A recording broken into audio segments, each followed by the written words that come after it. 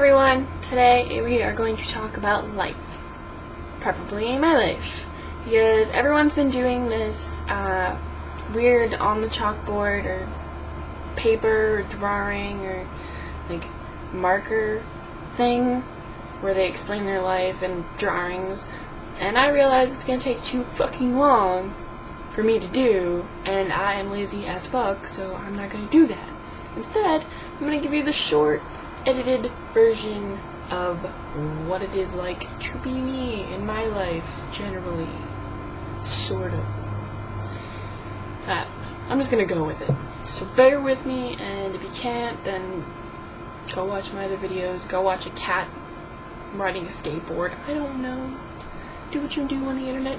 Go porn sites. I don't judge. Just do what you do. Anyway, back on fucking track. Okay, so let's start from the beginning, when I was a little baby. Okay, when I was a little baby, I was born in Leominster, Mass? Yes? Okay, Leominster, Mass. In Leominster Hospital, and I lived in Leominster for maybe not even a year before my parents realized that having a kid in the center of Leominster, where they were living, not a good idea.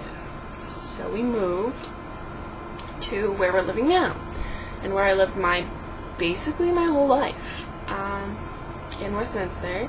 It's like a town over from Leominster, but it's a lot more like country, like suburban, townsy kind of place. Anyway, I lived here. And as I grew up, I didn't really, I don't know, I was more of an outdoorsy, boyish kind of girl, like a tomboy. I always wore baggy clothes, or I hated dresses. Oh my god, I hated dresses. It's probably due to the fact that my mom always used to dress me up like a doll when I was younger. And I wore tights dresses, and everything had to match, and then I got out of that phase real quick, and I loved to fish, and swim, and run with the boys, and like, get dirty, make mud pies, and oh yeah, I remember making mud pies. It was the funnest thing in my life. And then comes elementary school, and then I started turning into a female, if you get my drift. And it started, you started pairing off into your little groups, your little friends. You didn't really get the whole gist of cliques per se, but you could see that we were starting to branch off to our little groups or whatever, and girls started looking like girls, and boys started noticing that, and it was weird. We were at that awkward, like, cooties, guys are really rude, but they don't really know how to not be rude, because they were rude their whole entire life because they're boys, and it was just the way all the kids played. And emotions and periods, Jesus mother Christ. Didn't get my period until middle school. I believe 6th or 7th grade. I was in science class. Was wearing white fucking pants. No, I don't wear white pants anymore. It's just a disaster waiting to happen. And I looked down, and I was in a seat, and I was like, fuck. I mean, it was bad. Like, it wasn't just like, oh, it's a little spot I can cover up with my hoodie. No, it was bad. Like, I took off my hoodie, like, real slowly, like, I was hot or something. Freezing, by the way. And I, like, put it under me, like, on my seat, like I usually did. And I tied it around my waist, and that's how I started wearing that. We'll get into that after. But I did that, and I called over a teacher, like, one of the student aides was a female, and I knew her, and I'm like, hey, I think I just started my period. I don't know if I told her, or I think I wrote it down. And then she's just like, okay, I'll tell the teacher. And then he took the class outside or at a table or something. He did something, and he was really nice about it. And he's just like, Emma, stay behind. Like, I want to talk to you. And everyone was like, ooh. But then they grabbed me, and after everyone left, and they were like, okay, just wrap your hoodie around it, like, we'll clean this up. It wasn't, like, overflowing, the seat was bloody, but it was just a little there, and I felt wicked embarrassed, and I was crying, And then teacher's aide brought me down to the nurse's office, thank God, which wasn't that far away. And the nurse laughed, and she was like, I get this way too often. I called my dad, and he got me jeans, which were the ugliest pair of jeans I ever owned, by the way. And, you know, I changed, whatever. I got back to class, everyone was like, you changed? And I was just like, no, what the hell? Which was kind of hard to hide, because I went from white pants to jeans, like dark jeans. So they were like, what'd you do? I'm like, oh, I spilled something on them, like, it's fine. Whatever. And then, that happened, and then, you know, the whole clique thing, once middle school hit, everyone was just, like, in their own little clique, the popular people, the jocks, the preps, the cheerleaders, which was weird, because I wasn't any part of that, like, they had the nerds and whatever you used to call them.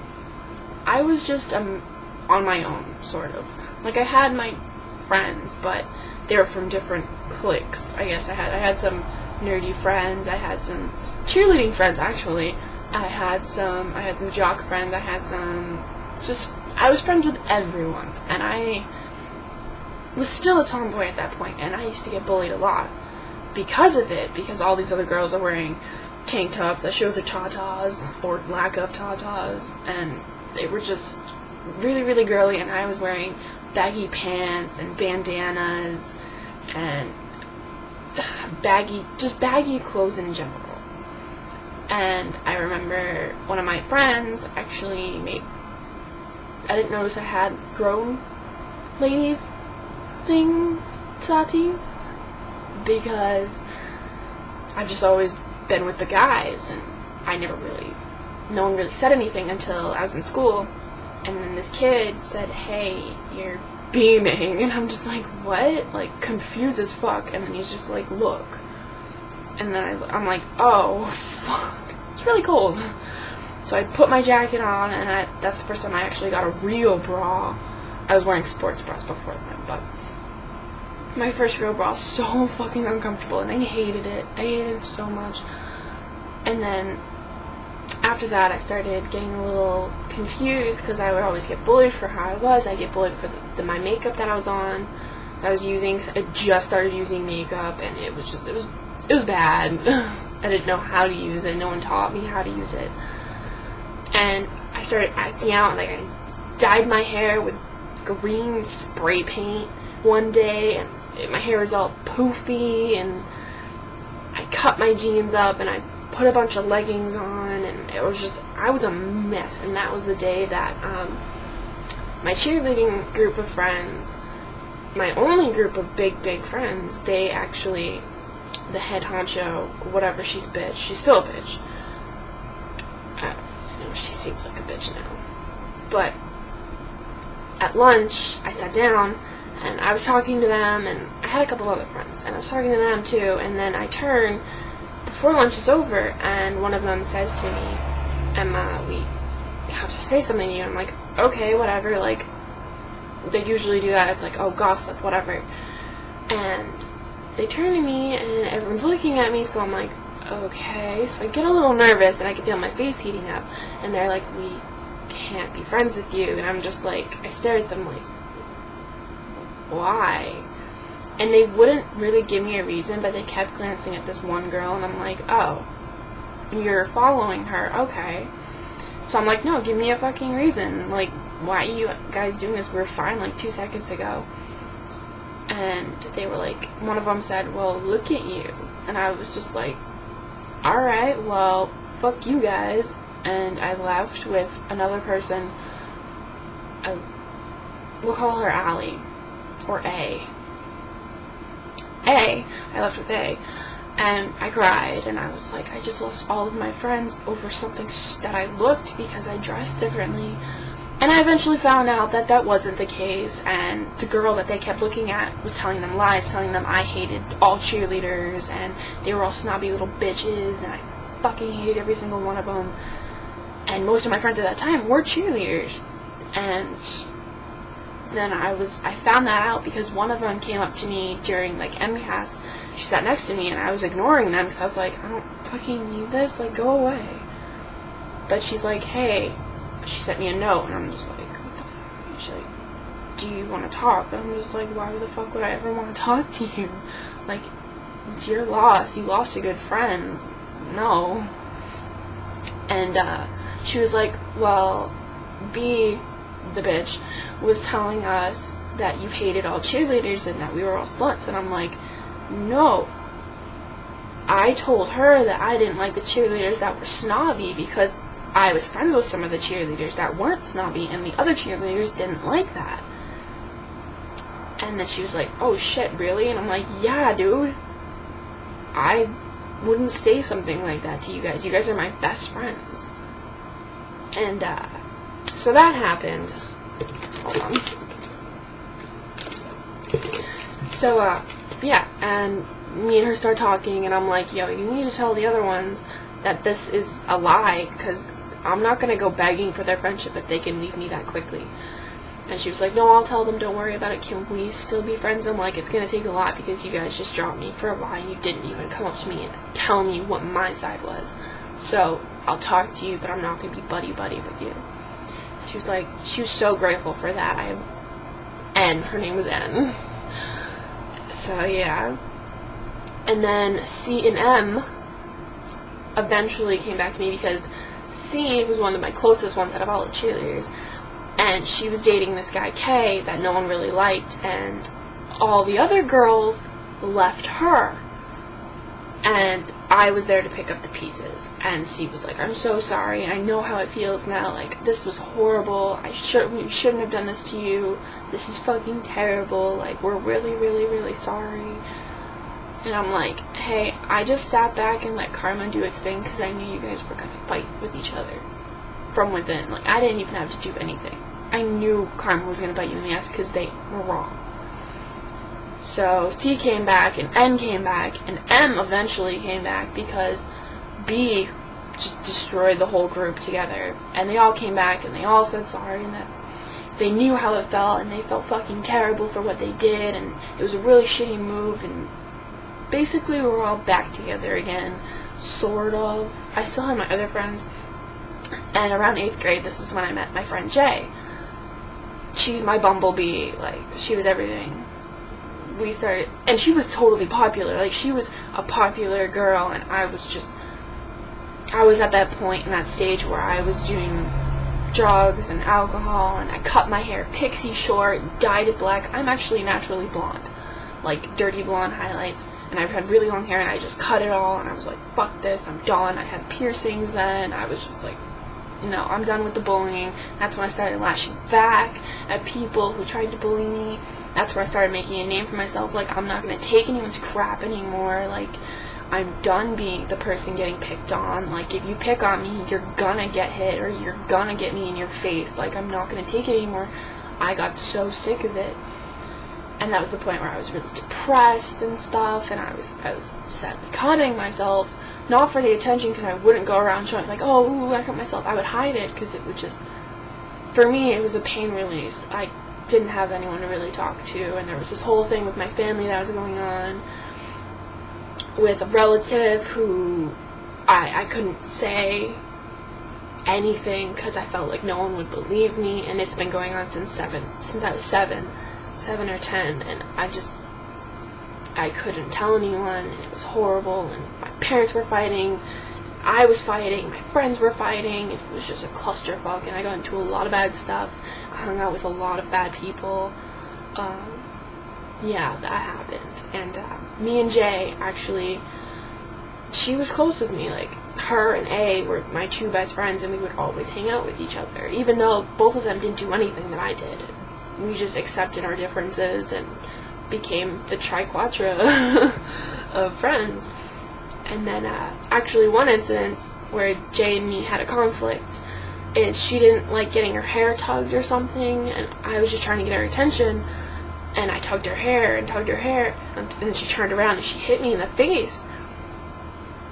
And I hit her right back, and then we didn't talk for a week, and then we got back together, and we'd be like, yo, don't touch my fucking face, and she was like, yo, don't touch my fucking hair, and it was just like, we mended back together. Every time we fought, we always mended it with each other for some reason, because, I don't know, we were just meant to be friends.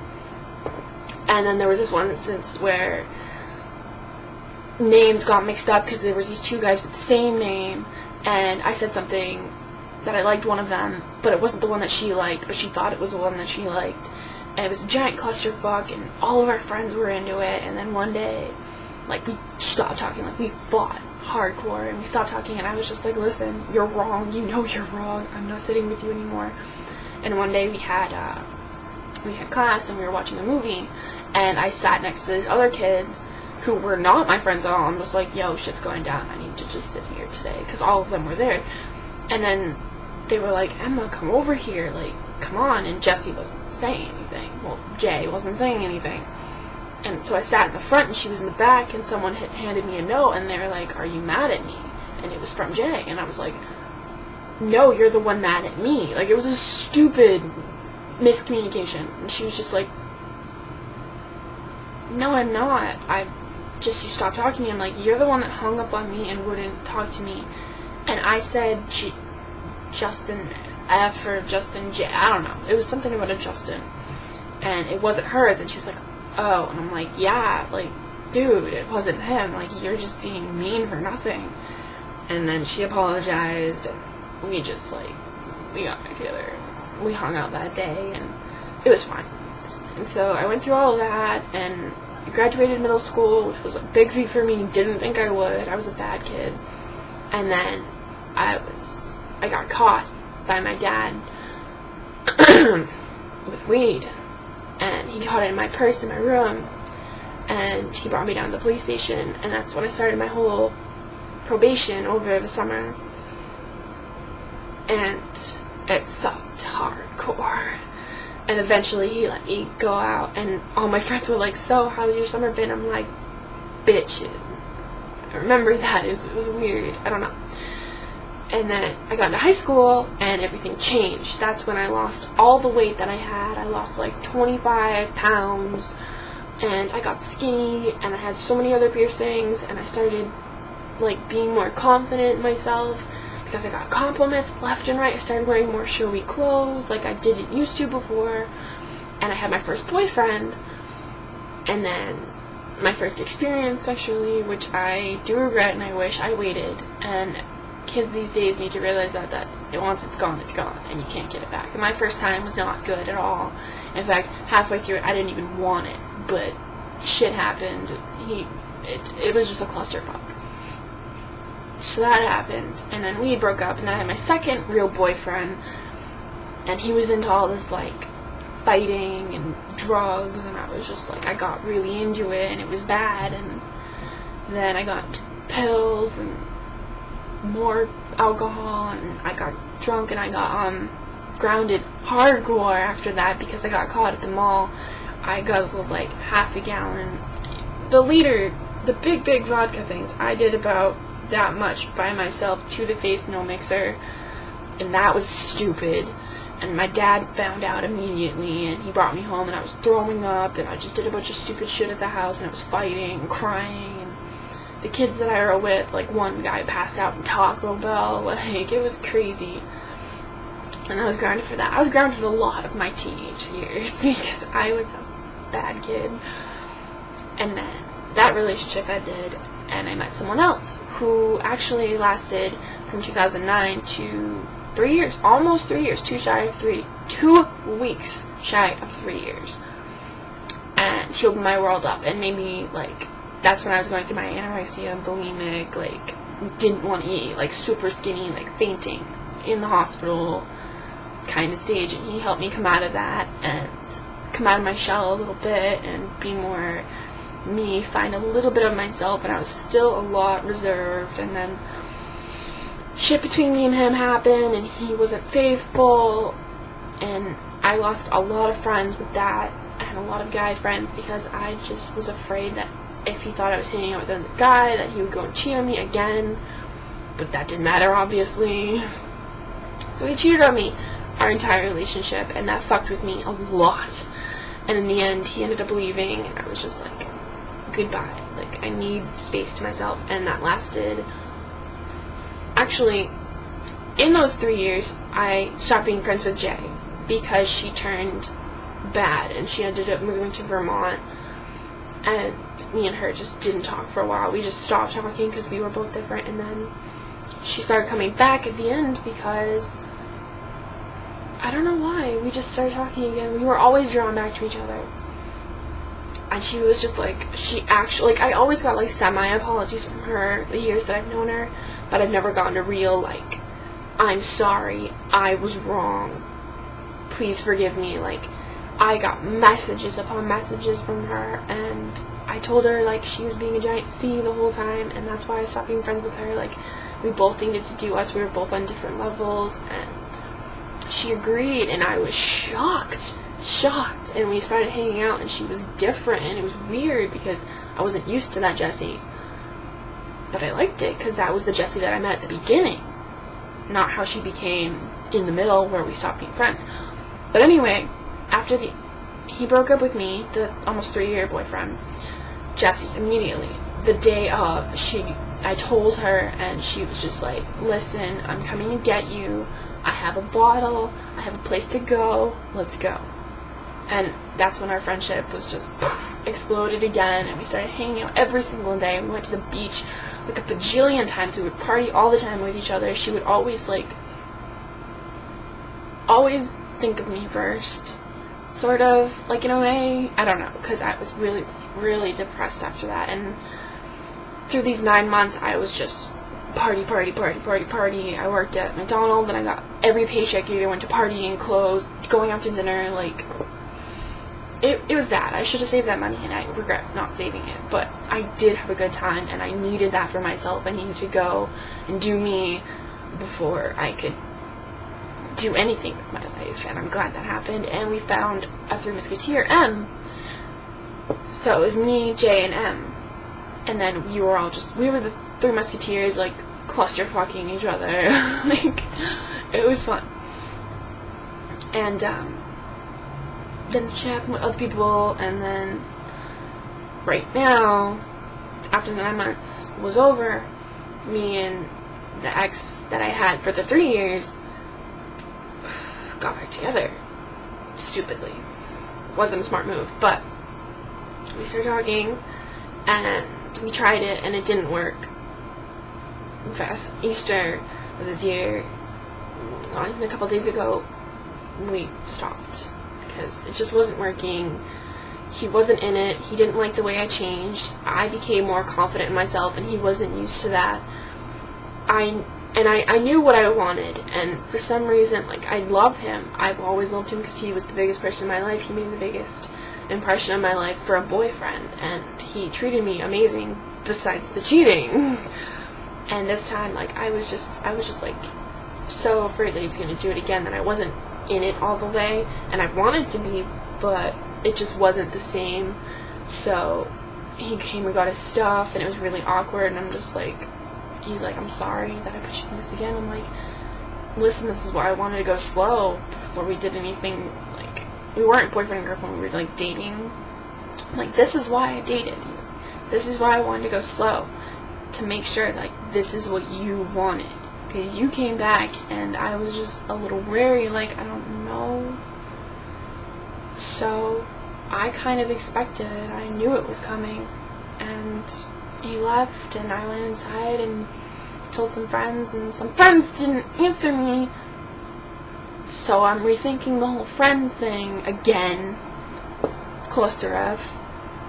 And then that night I went out, and then I went out for the next, like, 2 or 3 days, and I had a huge party, and I was partying a little bit, but I'm good now. I'm working through it. Like, it's not as bad as the first time. I can get through this. I know I can. I know what I'm worth. I know what I deserve, and I'm not going to settle for anything less than what I think I deserve. And I'm not expecting a Greek god to come down from the fucking skies and marry me. I'm just looking or wanting someone to just love me for me and just be my second half, you know.